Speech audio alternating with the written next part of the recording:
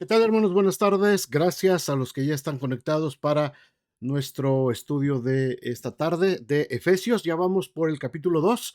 Vamos a ver ahora, con el favor de Dios, los primeros 10 versículos de este interesante capítulo donde Pablo nos hace una serie de contrastes acerca de lo que es estar en los lugares sublimes con Cristo y lo que tiene que ver con las profundidades de la tierra, las profundidades de Satanás, del pecado, y nos hace esta comparación, estas analogías, para que nosotros recordemos, hermanos, lo que realmente significa nuestra salvación, de dónde nos sacó el Señor y cuál es el peligro de seguir coqueteando con el mundo, cuál es el peligro de seguir yéndonos con la corriente de este mundo. Así es que Pablo nos habla muy interesante acerca de la gracia en estos primeros 10 versículos del capítulo 2 que vamos a estudiar el día de hoy. Bienvenidos nuevamente a nuestro estudio de Efesios y vamos a orar y vamos a darle gracias al Señor. Padre, muchas gracias, Señor, porque podemos estar en este momento reunidos a lo largo de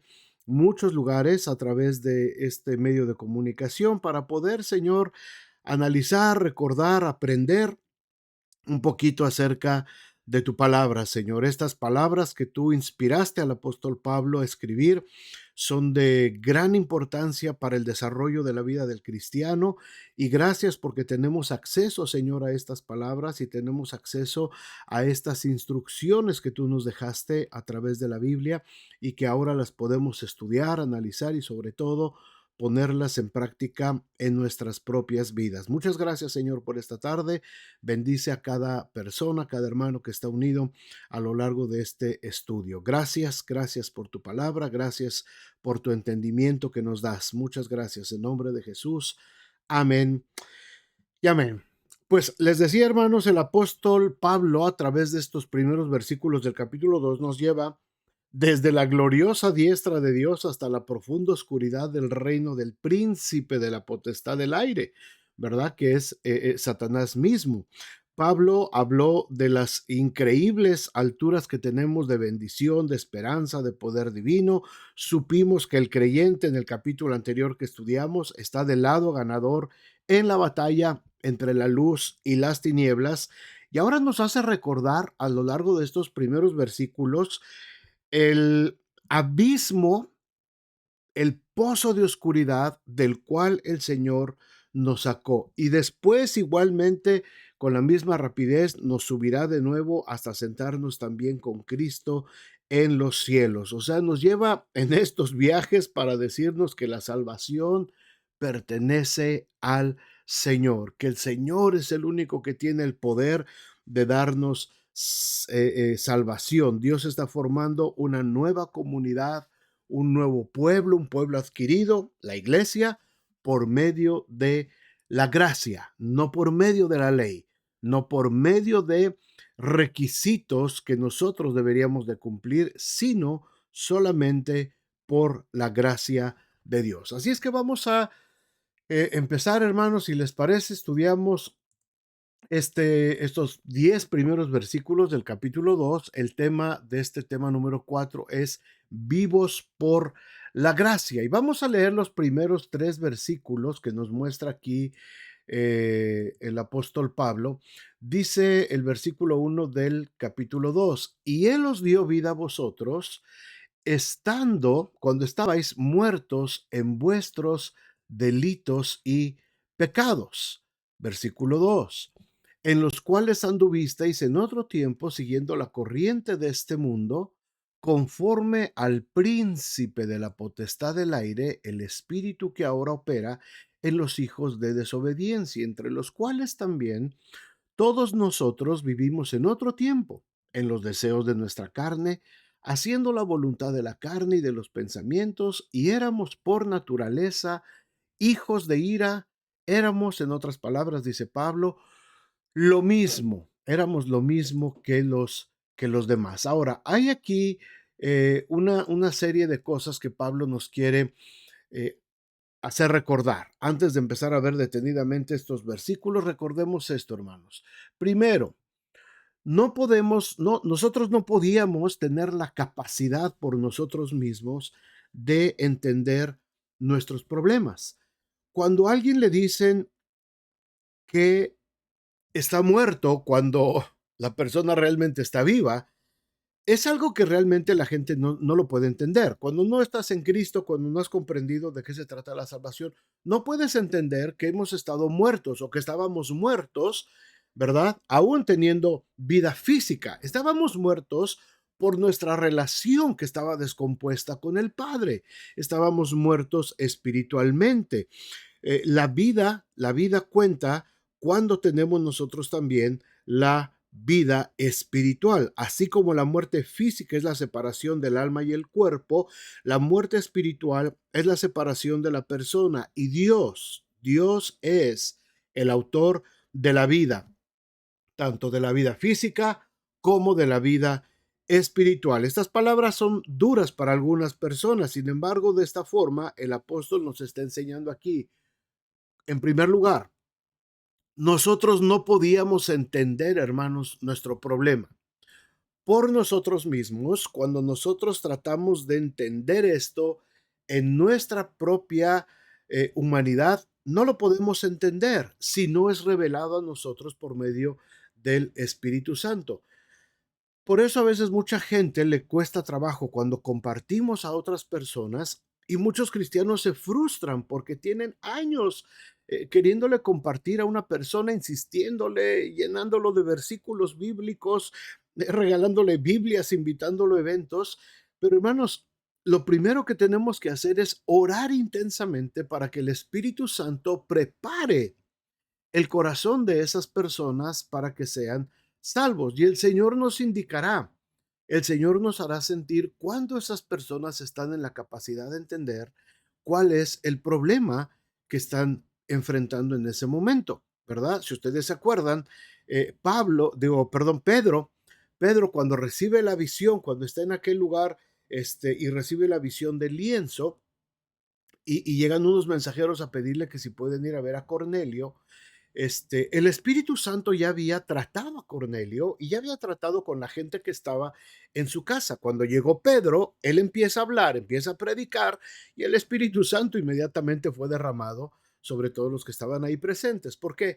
Porque es la obra del Espíritu Santo. Hay personas que piden que les hablemos del Señor. Hay personas que piden que les hablemos de nuestra esperanza que tenemos en Cristo Jesús, porque esas personas ya fueron tocadas por el Espíritu Santo. Así es que, hermanos, tenemos que ser sensibles cuando una persona ya fue tocada por el Espíritu Santo y está lista para recibir el Evangelio. Por supuesto, tenemos que predicar a todo el mundo y tenemos que esparcir la semilla por todos lados, pero para cosechar tenemos que saber el tiempo, el momento en el que esa semilla ya fue germinada por el Espíritu Santo para dar fruto, porque de otra manera nos vamos a frustrar.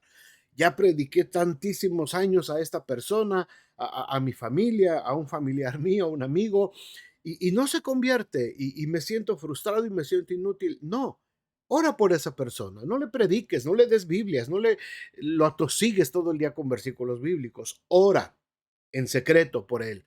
Ora en tu cámara, intercede, que el Espíritu Santo le toque, que le haga entender cuál es su problema. Este es lo primero que debemos de recordar, hermanos. Nosotros por nosotros mismos no podíamos entender nuestro problema. La siguiente cosa es que nosotros éramos incapaces de ayudarnos a nosotros mismos. Yo no puedo obtener la salvación por mí mismo. Yo no puedo hacer sacrificios. Yo no puedo hacer actividades o cosas o buenas obras para ayudarme a tener la salvación. Yo no puedo. Esto lo tengo que recordar. Yo fui incapaz de ayudarme a mí mismo. Cuando la gente está metida en un pecado y dice, es que yo tengo la fuerza para... No, no tienes la fuerza para salir adelante. No lo puedes hacer. Separado de Cristo, nada podemos hacer. No podemos nosotros. Tenemos que ir a través de la fe en Cristo Jesús. Ahorita vamos a hablar de esto más adelantito, pero esto es lo que tenemos que recordar. En siguiente lugar, tenemos que recordar que la salvación, mis amados hermanos, no es un cambio superficial de conducta. No es que antes era borracho y ahora soy sobrio. No es que antes era gritón y ahora soy apacible. No es que antes me gustaba mucho ir a las fiestas y destramparme, andaba de lujurioso, de mujeriego y ahora estoy en casa y estoy tranquilo. No se trata de un cambio superficial. Eso solamente es el resultado, es lo que se ve. Pero la salvación, hermanos, tiene que ver con un milagro de resurrección. Como leímos ahorita, estábamos muertos en nuestros delitos y pecados. Eso es lo que tengo que entender. La salvación no se trata de que ahora me porto bien, de que ahora ya no soy chismoso, de que ahora la persona que me caía mal ahora me cae bien. Esa es una consecuencia, ese es un resultado, ¿verdad?, del cambio que hay en mí. Pero la salvación, hermanos, tiene que ver con un milagro y el único que puede operar un milagro se llama Jesucristo, el Hijo de Dios. Dios mismo y el Espíritu Santo son los únicos que pueden operar un milagro. Y la salvación tiene que ver con un milagro de resurrección. No tiene que ver con tu comportamiento. Eso es una consecuencia. Eso es un resultado. La salvación tiene que ver con un milagro de resurrección. Estaba muerto, ahora tengo vida eterna en Cristo Jesús. Un día mi cuerpo físico va a morir, ciertamente, mi carne va a dejar de funcionar, pero yo ya tengo la seguridad, el sello, vimos en los estudios pasados, de que el Espíritu Santo me va a tomar y me va a dar vida nuevamente con Él a través de la resurrección. Así es que mi salvación no tiene que ver con mi conducta. Mi salvación tiene que ver con un milagro de resurrección. Por lo tanto, mi conducta tiene que reflejar ese milagro de resurrección. Y la otra cosa que nos quiere hacer recordar el apóstol Pablo es que solamente la obra del Espíritu Santo, hermanos, nos puede hacer ver nuestro pecado, redarguirnos, contristar nuestro corazón y al mismo tiempo conducirnos a la salvación. Este es un punto importantísimo en la vida del creyente. El Espíritu Santo no te hace ver tu pecado solamente para condenarte, para juzgarte, para hacerte sentir miserable. El Espíritu Santo te hace ver tu pecado, nos hace ver nuestros pecados, nos refleja nuestros pecados como en un espejo para conducirnos a la salvación. ¿Se acuerdan ustedes de la mujer que vino con Jesús? La samaritana y en el pozo de Jacob, y empieza el diálogo, y la mujer le dice, Señor, me parece que tú eres profeta. Y le dice Jesús, mira, tú has tenido 5 maridos y el que tienes ahorita no es tu marido. El Señor Jesús le hizo ver a esta mujer su pecado. Le hizo ver que estaba viviendo mal, pero al mismo tiempo le dice, el que bebiere de esta agua volverá a tener sed, pero el que beba del agua que yo le daré no tendrá sed jamás. ¿Cuál fue el resultado en la vida de esta mujer? El pecado que Jesús le reveló no la hizo sentirse mal, ni confundida, ni triste, ni llorando, ni se tiró a la depresión porque alguien le reveló su pecado. El resultado fue que esta mujer se llenó de gozo y fue a compartirle a toda la gente de la aldea lo que Jesús le había dicho. Esa es la diferencia de la salvación, hermanos. Cuando el Espíritu Santo nos revela nuestro pecado, no es para condenarnos, no es para juzgarnos, no es para hundirnos más en el lodo, para hacernos sentir miserables. Lo hace para que nosotros reaccionemos y podamos ir hacia la salvación que Él nos ofrece, hacia el arrepentimiento. Cuando el Espíritu Santo es el que revela el pecado, hermanos, el fruto es un fruto apacible de justicia. Es decir, podemos ir al Señor, confesar nuestro pecado e inmediatamente llenarnos de su paz. Esa es la gran diferencia.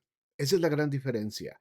Un predicador que predica acerca del pecado, que habla acerca de las cosas de este mundo, pero produce el efecto de condenación, de juicio, de humillación en sus oyentes, no está hablando de parte del Espíritu Santo. Cuando predicamos acerca del pecado, cuando predicamos acerca de las cosas que estamos haciendo mal, tiene que venir inmediatamente la respuesta del Espíritu Santo a traernos salvación. La respuesta, el Espíritu Santo siempre nos va a guiar del camino de pecado hacia hacia la salvación en Cristo Jesús. Ahora, ¿qué fue lo que pasó? ¿Cuál es la condición que tenían la gente sin Cristo? ¿Por qué la gente está alejada de Dios? Lo que nos dicen estos versículos. El versículo 2, vamos a repetirlo nuevamente, dice aquí, en los cuales anduvisteis en vuestros delitos y pecados, perdón, versículo 1, Él les dio vida a vosotros cuando estabais muertos en vuestros delitos y pecados, en los cuales anduvisteis en otro tiempo, siguiendo la corriente de este mundo, siguiendo la corriente de este mundo. Ahora, fíjense bien, hermanos, lo que está diciendo aquí el apóstol Pablo. Nos está marcando tres situaciones por las cuales estábamos alejados de Dios y por las cuales la gente sigue alejada de Dios. Esto nosotros ya lo vivimos, los que somos cristianos, los que somos creyentes, ya lo vivimos, lo tenemos que recordar de manera permanente porque este es un peligro constante, hermanos, del que nos andamos moviendo. Hagan de cuenta que andamos caminando por un lugar lleno de cráteres, ¿verdad? Por un lugar lleno de agujeros. Ese es el camino del cristiano. El cristiano tiene que tener muy fuerte la sensibilidad espiritual para no caer en estos agujeros. ¿Cuáles son estos agujeros? Pablo nos dice tres, por lo menos en estos versículos.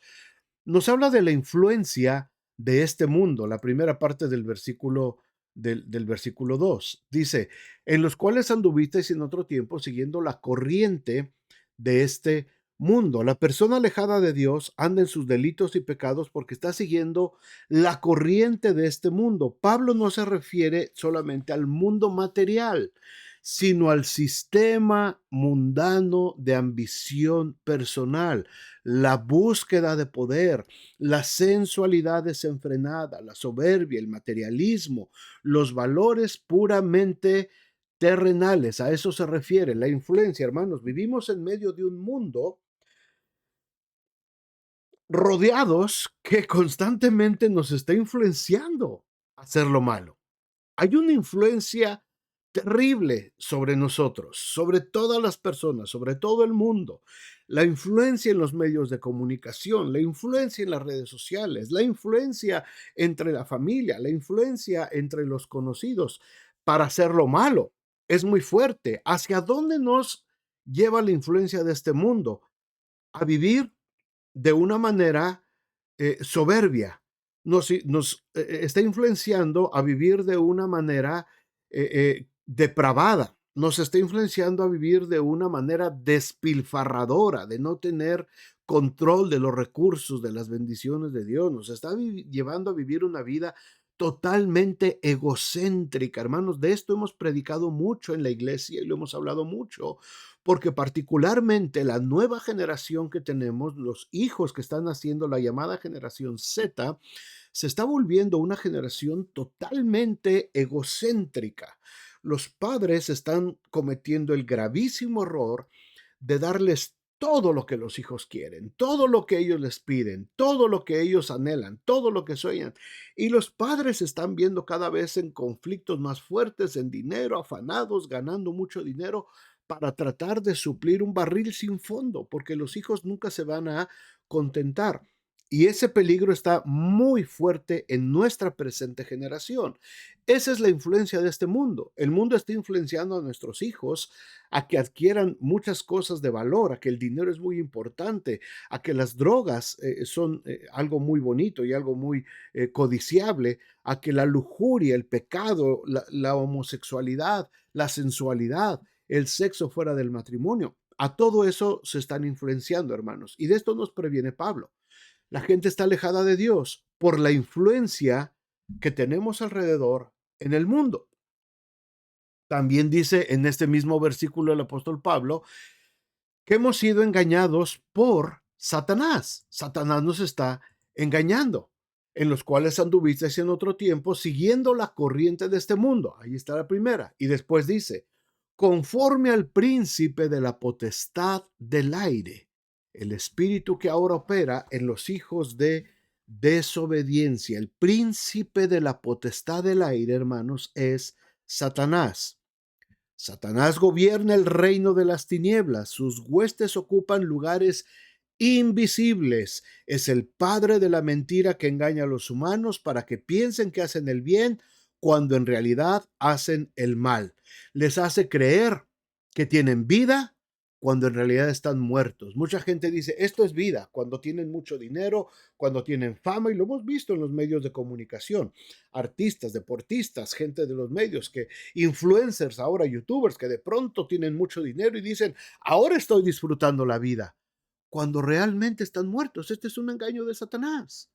No estás vivo, estás muerto y estás siendo engañado por Satanás. Hay mucha gente que están seguros, que se sienten seguros cuando realmente están en peligro de perder su alma eternamente. El versículo 3 dice, entre los cuales también todos nosotros vivimos en otro tiempo. Todos vivimos en otro tiempo, en los deseos, ahí está la tercera cosa, en los deseos de nuestra carne, haciendo la voluntad de la carne y de los pensamientos, y éramos por naturaleza hijos de ira, lo mismo que los demás. Hermanos, hay tres fuentes entonces por las cuales nosotros vivimos alejados de Dios y por los cuales la gente vive alejada de Dios. No los perdamos de vista porque no estamos exentos a pesar de ser salvos, a pesar de ser creyentes y ser muy fieles en la iglesia y ser a lo mejor líderes, servidores, pastores, predicadores. Nadie está exento. La influencia de este mundo es muy fuerte a nuestro derredor. El engaño de Satanás es constante. Empezó en el huerto del Edén, cuando Satanás le habló a la mujer, y hasta el día de hoy, Satanás sigue tratando de engañarnos, haciéndonos creer que hay cosas que son muy buenas cuando realmente son malas delante de Dios. Y la tercera cosa es los deseos de nuestra carne. Eso tiene que ver con nosotros mismos. No todo es culpa del diablo. No a todo le tenemos que echar la culpa a Satanás. El concepto de la carne no se limita solamente a los apetitos del cuerpo, a la sensualidad, a los placeres, a la sexualidad desenfrenada. Incluye todo mal, todo el mal de la naturaleza del pecado que está dentro del hombre. Todas las formas de desobediencia a Dios que son resultado del egocentrismo, del orgullo, de la amargura, del enojo, del resentimiento, de la avaricia, de los celos, de la injusticia, de las necedades y todo tipo de malos pensamientos. El hombre no puede echar la culpa de su desobediencia solamente a las influencias externas del mundo o a Satanás. Nosotros también somos responsables por muchas cosas, muchos pensamientos que no han sido sometidos a la obediencia a Cristo. Si hay un sentimiento, hermanos, de rencor en nosotros hacia alguien, si hay un sentimiento de falta de perdón, si hay un sentimiento de envidia, de celos, de orgullo, de vanidad, ya no es culpa de la influencia del mundo, ya no es culpa de Satanás, es mi culpa. ¿Por qué? Porque es un pensamiento, es un sentimiento o una emoción que yo estoy permitiendo que viva dentro de mí. ¿Por qué? Porque no la he sujetado y no la he puesto en, en Cristo, no la he entregado a Cristo y yo sigo albergando esos pensamientos o sentimientos. Ya no es culpa de Satanás. Aquí ya no es culpa de Satanás, porque a veces de todo le queremos echar la culpa al diablo. Nuestra falta de perdón no es culpa de Satanás. Nuestro rencor, nuestra avaricia, nuestros celos, la injusticia, los malos pensamientos, todo eso no es culpa de Satanás. Eso es culpa de que nosotros no nos hemos llenado de la palabra de Dios. La palabra de Dios no está morando abundantemente en nosotros y como consecuencia entonces los deseos que antes teníamos, los pensamientos que antes nos dominaban, ahora nos siguen dominando. Espero que se pueda entender este concepto, hermanos, que quede claro este concepto. Nuestros hijos están siendo influenciados. ¿Hay una influencia terrible en el mundo? Sí, es cierto. ¿Satanás nos sigue engañando? Sí, es cierto. Pero también es cierto que nosotros muchas veces somos llevados al pecado por nuestros propios pensamientos que no han sido purificados en Cristo Jesús a base de oración, a base de estudio de la palabra de Dios, a base de servicio al Señor en su iglesia, a base de congregarnos, de mantener la unidad entre nosotros. Cuando el cristiano se aparta, cuando el cristiano se aleja, todas estas influencias, todos los consejos de Satanás y todo lo que hay almacenado negativo dentro de nosotros, hermanos, se manifiesta y nos aleja totalmente de Dios. Así es que tenemos que permanecer totalmente en Cristo, porque estos tres enemigos nos pueden dominar. Estos versículos resumen la condición del hombre que no tiene a Cristo. Debemos observar que la Biblia no enseña que todo hombre ha cometido todo lo malo que puede hacer, sino que todo su ser está influenciado por el pecado. No quiere decir que todos participaron de todos los pecados habidos y por haber, pero sí está la influencia ahí siempre latente. Nuestra alma, nuestro espíritu, nuestro cuerpo, nuestros pensamientos, nuestros sentimientos, nuestra voluntad, ambiciones, propósitos, relaciones interpersonales pueden ser influenciados por el mal.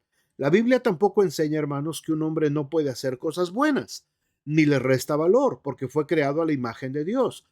Todos los hombres son pecadores por cuanto todos pecaron y están destituidos de la gloria de Dios. Y sí, efectivamente hay mucha gente que no necesariamente es cristiana y mucha gente tiene muy buen concepto de él. Es que es una muy buena persona, es que es buenísima persona, no le hace nada a nadie, es un pan de Dios. ¿Han escuchado esa expresión? Sin embargo, puede ser un pan de Dios, puede ser una muy buena persona, un alma muy caritativa, muy generosa, muy comprometida con su comunidad, pero si no ha conocido a Cristo, si no ha entregado su vida a Cristo, igualmente está destituido de la gloria de Dios, porque la salvación no tiene que ver con lo que hacemos o con lo que no hacemos. No tiene que ver con que tu alma sea muy negra o tu alma sea medio gris. No tiene que ver con que te portes muy mal o con que te portes muy bien. La salvación, como dijimos, tiene que ver con un milagro de resurrección. Cuando estaba muerto, Cristo me dio vida juntamente con él. Y de eso tratan los siguientes tres versículos. Vamos a verlos. Versículo 4, precioso versículo. Fíjense cómo empieza, hermanos. Pero Dios, hermanos, estas palabras son hermosísimas. Estas dos primeras palabras. Los tres primeros versículos nos describen una condición desastrosa. Como les decía, Pablo nos lleva hasta la profundidad de la putrefacción humana del pecado. Estamos ahí abajo. Y de pronto aquí, en el versículo 4, lanza esta expresión, pero Dios. Y entonces nos lleva otra vez para arriba. Dios, que es rico en misericordia, por su gran amor con que nos amó, aun estando nosotros muertos en pecados, nos dio vida juntamente con Cristo. Por gracia sois salvos. y juntamente con él nos resucitó y asimismo nos hizo sentar en los lugares celestiales con Cristo Jesús para mostrar en los siglos venideros las abundantes riquezas de su gracia por su bondad para con nosotros en Cristo Jesús. Vámonos al cielo, hermanos. Después de todo lo espantoso que describe de la condición humana, ahora podemos irnos nuevamente a nuestro lugar, al cielo. Esta descripción de los primeros 3 versículos es muy triste y desalentadora. Sin embargo, con estas palabras con las que empieza el versículo 4, hermanos, tenemos una gran bendición. Empieza diciendo Pablo, pero Dios, esto lo cambia todo. La condición de perdición, la condición de pecado, la condición de miseria, cambia con estas 2 palabras, pero Dios, lo que el hombre muerto y pecaminoso no puede hacer por sí mismo, Dios lo ha hecho.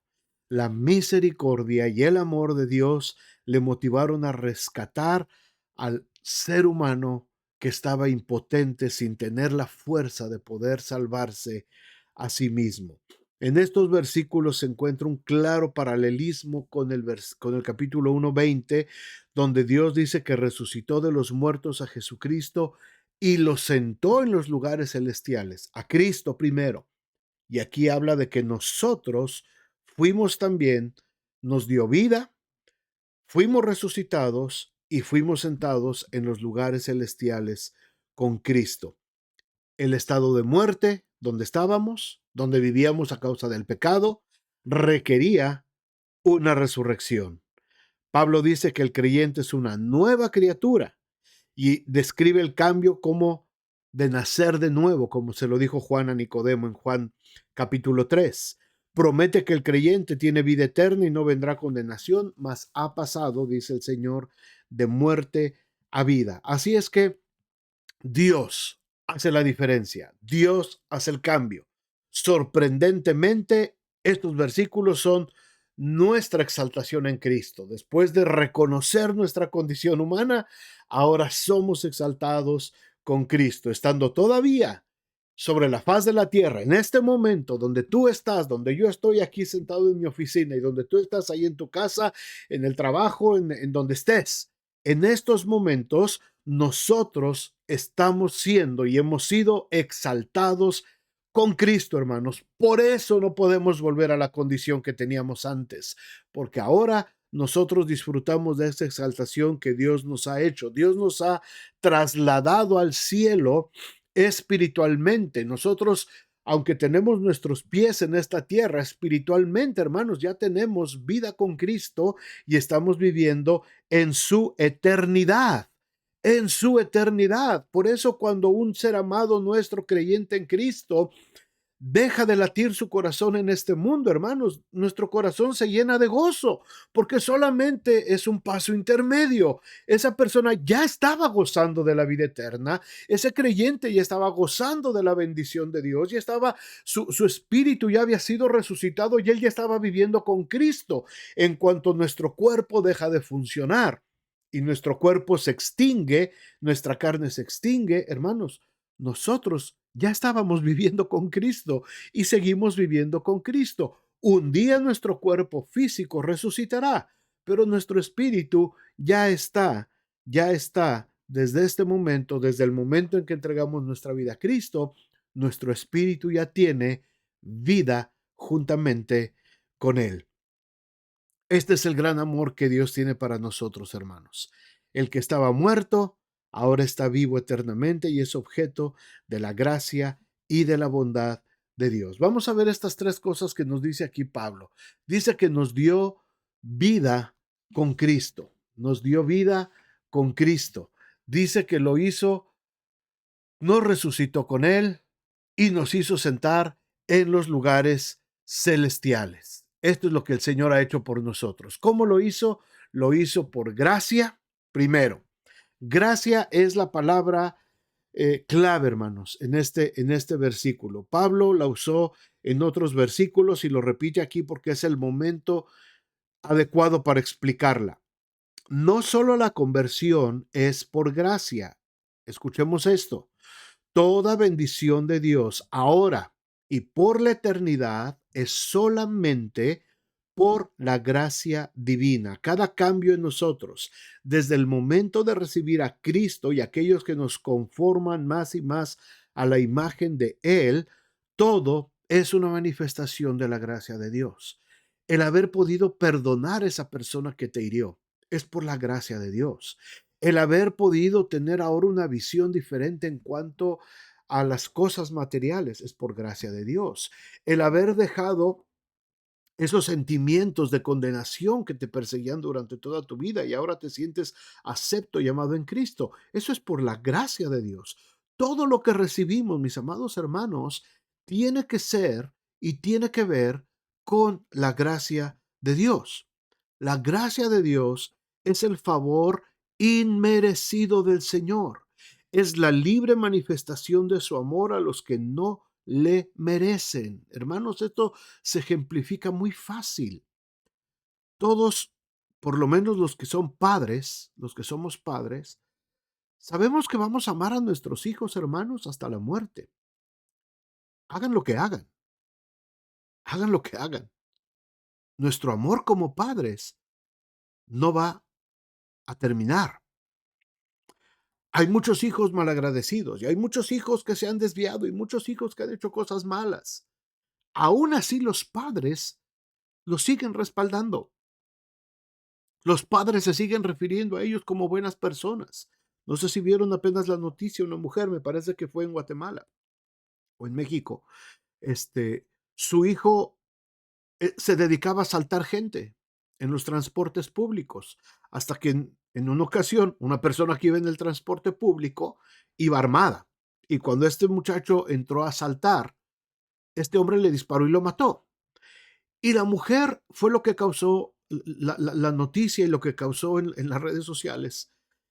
La mujer decía, es que mi hijo era bueno, es que mi hijo no le hacía daño a nadie, es que mi hijo solamente asaltaba, les quitaba sus cosas a la gente, pero no les hacía daño, solamente estaba tratando de sobrevivir y me lo mataron.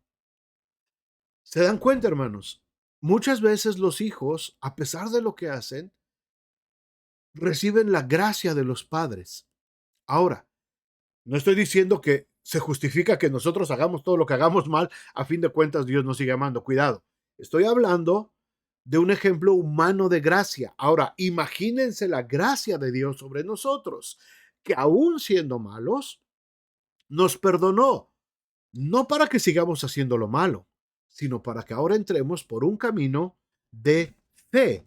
Esta es la siguiente parte, porque la gracia se tiene que activar también por medio de la fe. Esta es la segunda palabra clave, gracia y fe.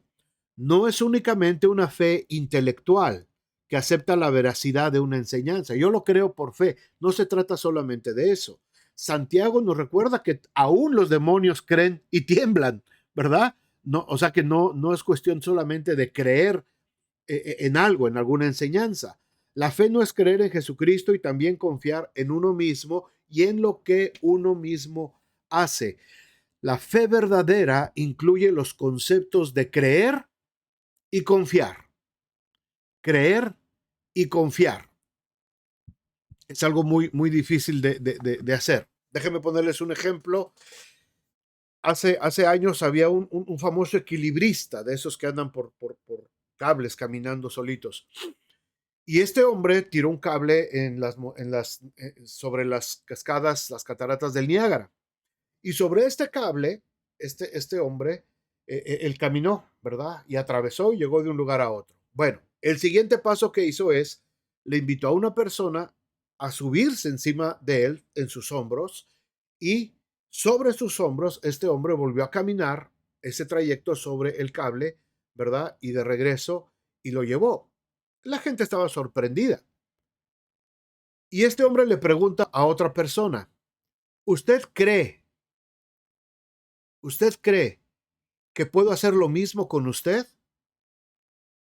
Y esta persona le dijo, sí, por supuesto, ya vi que lo puede hacer.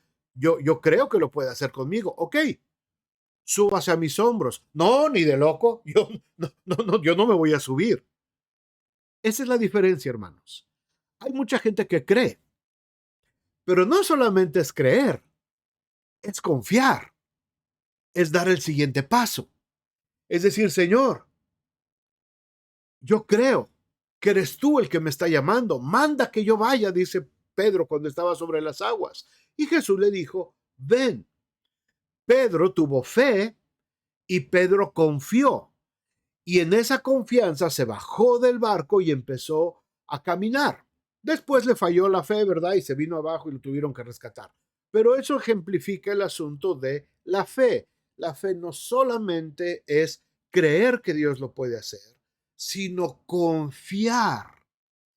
Pero no puedo confiar si no obedezco. Si no obedezco. El ejemplo que les pongo del hombre que cruzó sobre las cataratas del Niágara sobre un cable.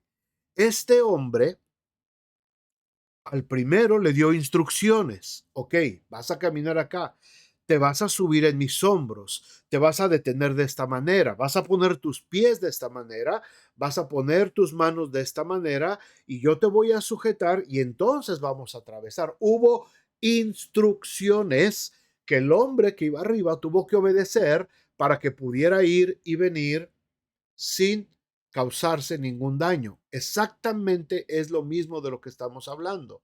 La fe implica creer. ¿Crees que el Señor lo puede hacer? Sí. Bueno, ahora confía. ¿Cómo puedo confiar en el Señor? Siguiendo las instrucciones. Creo que el Señor puede rescatar mi matrimonio. ¿Lo crees? Creo que el Señor puede hacer que mi matrimonio mejore. ¿Lo crees? Sí, sí lo creo. Ok, ahora confía. Tienes que empezar a respetar a tu esposo. Tienes que empezar a amar a tu esposa como Cristo amó la iglesia. Tiene que haber ahora un canal de comunicación entre ustedes y empiezan todas las instrucciones de que debes hacer para poder mejorar tu matrimonio. Ah, no. Eso sí no lo puedo hacer. Es que tienen que aprender a vivir. Ah, no. Eso tampoco lo puedo hacer. Ah, no me pidas que haga eso, no, porque pues oye, después de lo que pasó, no me pidas que yo haga esto. No, eso no lo puedo hacer porque ya lo intenté muchas veces y me entienden, hermanos. Una cosa es la fe, creer que que Dios lo puede hacer, y otra cosa es tener la confianza de que Dios lo va a hacer. Y tener la confianza, el confiar en el Señor, tiene que ver con obedecer, obedecer la palabra de Dios. No existe fe verdadera cuando uno no ha confiado. Cuando uno cree que Jesús murió por sus pecados y resucitó de los muertos y confía totalmente en la salvación por él, esa persona está confiando a Cristo su vida y su destino eterno. Cristo es el único Salvador, no hay otro. Él es el Salvador, suficiente. No hay que confiar en otra cosa además de Él. No hay que confiar en la iglesia, no hay que confiar en el predicador, no hay que confiar en los sacramentos, no hay que confiar en las buenas costumbres, no hay que confiar en el servicio que uno le hace a Dios, en los actos de caridad o en los esfuerzos por vivir como cristiano. No se trata de confiar en lo que hacemos, se trata de confiar en Cristo. No se trata de confiar en lo que yo puedo hacer, se trata de confiar en Él y seguir las instrucciones que el Señor pone con nosotros. El versículo 8 dice, esto no es de vosotros. Léanlo conmigo, déjenme ponérselos aquí. Versículo 8 dice, porque por gracia sois salvos por medio de la fe. Esto no de vosotros, pues es don de Dios. Así es que tampoco puede ser por obras. No puede ser tampoco por obras. Déjenme ponérselos acá, la diapositiva que estamos viendo.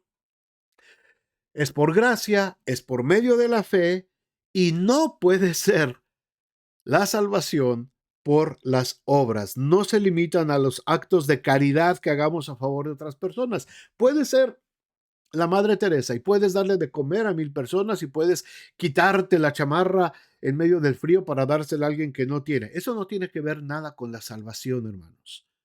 Una persona que no ha nacido de nuevo, una persona que no tiene a Cristo en su corazón, puede ser una persona muy buena y muy caritativa y muy filantrópica y puede dar todos sus bienes a los pobres, pero si no tiene el amor de Dios en su corazón, de nada sirve. Pablo habla de cualquier esfuerzo humano, actividad buena que hagamos, como tratar de mejorar nuestro carácter y comportamiento, ser excelentes trabajadores, profesionistas, obedecer, apoyar a las autoridades, cumplir con los ritos religiosos, ser buenos esposos, esposas, padres, hijos y cualquier otra cosa que nuestras creencias, educación o conciencia nos impulsen a hacer.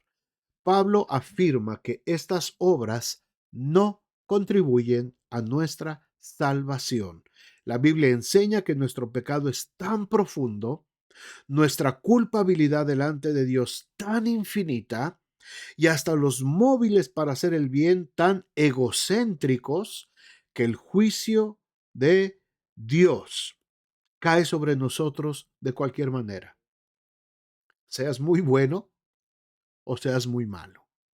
Te sientas culpable o te sientas miserable, te sientas muy bien porque hiciste muchas cosas buenas.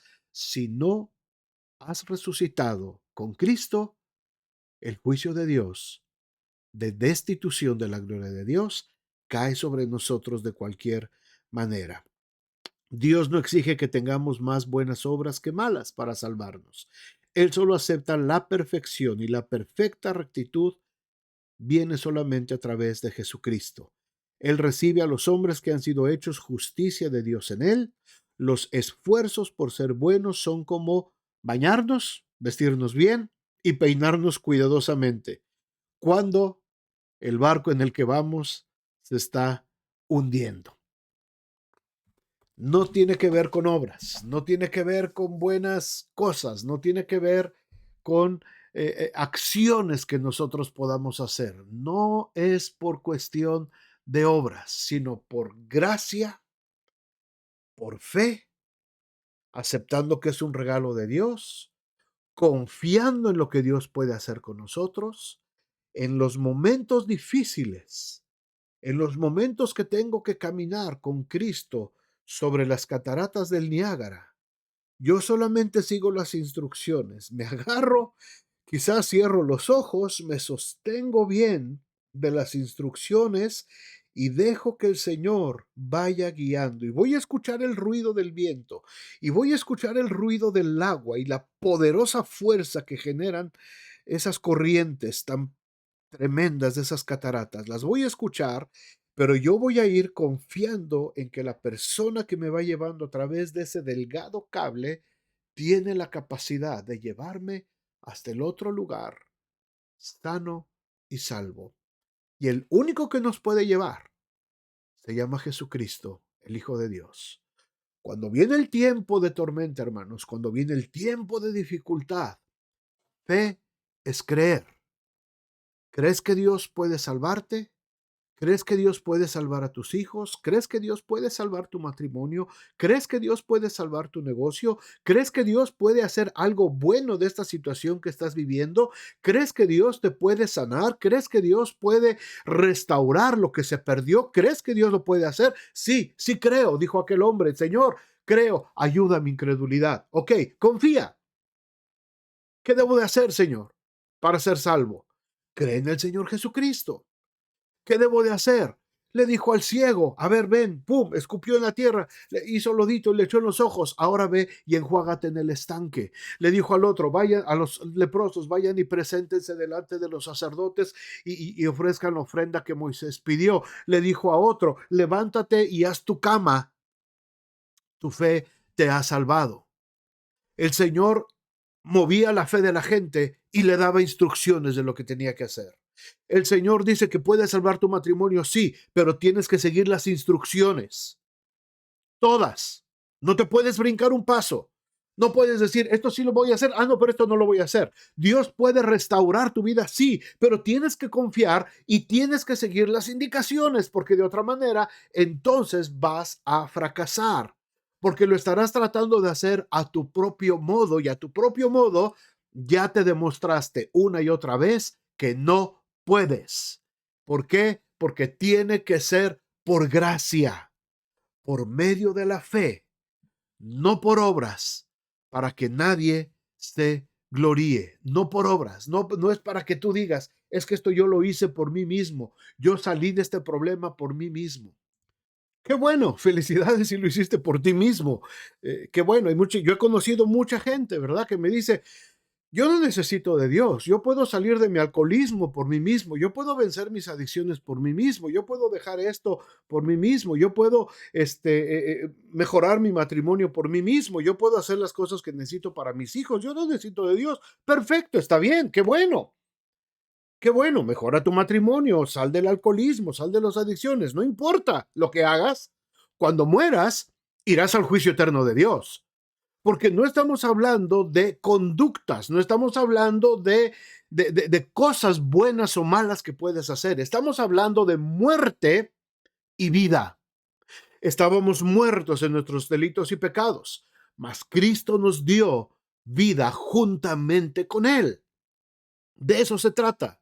De eso se trata la salvación. No de que te portes bien, no de que tengas la habilidad de mejorar tu vida, de ser ahora un mejor padre, un mejor esposo, una mejor esposa. No se trata de ser un buen ciudadano, no se trata de ser alguien bueno para la sociedad. Se trata de resucitar de muerte a vida. ¿Por qué? Porque estábamos muertos y por la gracia de Dios resucitamos. Y esa gracia demanda de nosotros fe. Y esa fe demanda de nosotros obediencia a la palabra de Dios. ¿Cómo obedeceremos? ¿Cómo obedeceremos si no conocemos la palabra de Dios? ¿Cómo obedeceremos si no abrimos el manual? Si se dan cuenta, hermanos, todas las pláticas que damos, todas las conferencias, predicaciones, todo termina exactamente en lo mismo. Tenemos que escudriñar las escrituras. Termina este párrafo, esta sección con el versículo 10, diciendo, porque somos hechura suya, creados en Cristo Jesús. ¿Para qué? Para buenas obras. Ah, aquí ya hay buenas obras, sí, pero sobre la base de que fuimos creados en Cristo. No sobre una base egocéntrica, no sobre una base de vanidad, no sobre una base humana, que a final de cuentas es muerte, sino sobre una base que se llama Cristo. Fuimos creados para buenas obras, las cuales Dios preparó de antemano para que anduviésemos en ellas. Hechura. Fuimos hechura suya. Significa la obra maestra de un artista. Si alguien pudiera salvarse por sus propias obras, sería producto de él mismo. Pero el cristiano es la obra maestra de Dios, la nueva criatura que Pablo describe en estos versículos. Ahora aprendemos el lugar correcto de las buenas obras. Dios ha creado nuevas personas para que le obedezcan y realicen las obras que Él ha planeado que hagan. ¿Comprendemos la diferencia? La salvación no se recibe por las obras, ni tampoco por la fe más obras. Se recibe únicamente por gracia, por fe. La salvación es obra de Dios. Por lo tanto, la verdadera conversión produce obediencia. Y esa obediencia, el fruto inevitable será que esa persona también tenga buenas obras. Y no hablamos de obras solamente humanas, hablamos de gozo, paz, paciencia, benignidad, bondad, fe, mansedumbre, templanza, justicia, restauración, sanidad, predicación de la palabra, sometimiento al Señor, obediencia al Señor. Hablamos de ese tipo de buenas obras, hermanos. El reflejo va a ser, por supuesto, que el cristiano va a ser una persona deseable para otras personas, que va a ser alguien que anhelan vivir la vida de él, que va a ser una vida envidiable cuando mostremos las buenas obras para las que fuimos preparadas. eso como una consecuencia final, nos hará mejores ciudadanos, mejores padres, mejores esposos, mejores líderes en nuestra iglesia, mejores servidores, mejores gente que sirve en la comunidad. Eso va a ser la consecuencia, hermanos, pero las buenas obras que preparó el Señor para nosotros son primeramente espirituales y el resultado se reflejará en nuestra vida misma. Así es que recordemos esto, hermanos, la salvación no tiene que ver con portarnos bien. La salvación no tiene que ver con ir a la iglesia, no tiene que ver con servir en un ministerio.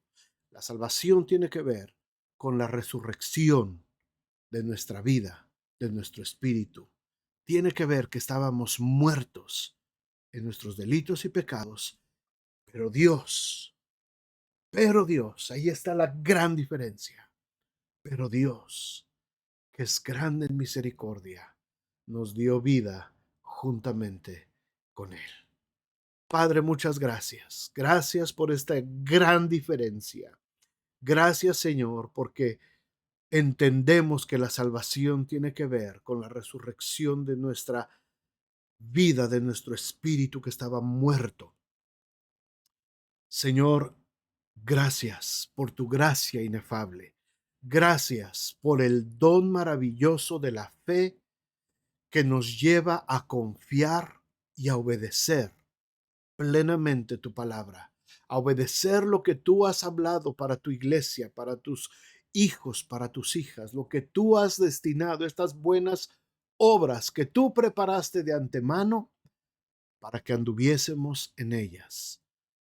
Señor, en el nombre de Jesús, permite que cada uno de los que estamos escuchando estas palabras podamos guardar esto en nuestro corazón y entender lo que significa confiar en ti, lo que significa tener fe, abandonarnos totalmente a tu voluntad y cumplir todos los requisitos y todas las cosas, todos los mandamientos, ordenanzas que tú nos has dejado en tu doctrina, Señor, a través de los evangelios, a través de los apóstoles, no sujetos a una ley de ritos y tradiciones, sino sujetos a la obediencia al Espíritu Santo.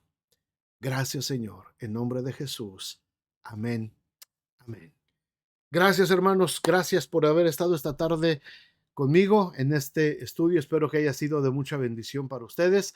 Nos vemos, si Dios permite, la próxima semana. El domingo, bueno, el viernes en nuestro tiempo de oración, también aquí en YouTube a las 7 de la tarde, y el domingo a las 11 de la mañana en nuestra reunión general en la iglesia. Espero que haya sido de bendición, como lo fue mucho para mí este estudio. Y si Dios permite, la próxima semana seguimos estudiando Efesios. Que el Señor esté con ustedes, hermanos, en este tiempo.